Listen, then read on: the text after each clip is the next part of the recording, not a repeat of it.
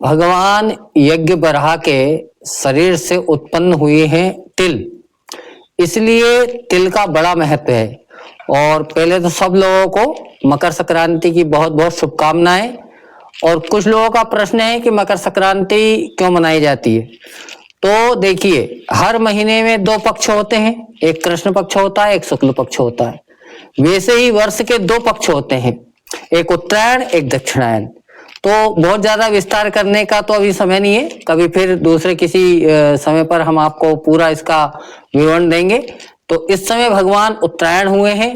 ये देवताओं की मतलब अब दिन प्रारंभ हुआ है आषाढ़ मास से लेकर के, तो इस समय तक यानी कि माघ मास के प्रथम समय तक जो है ये रात्रि चल रही थी। और अब ये माघ की जो संक्रांति है, इससे अब दिवस चालू हो गया है देवताओं का। जय श्री राम।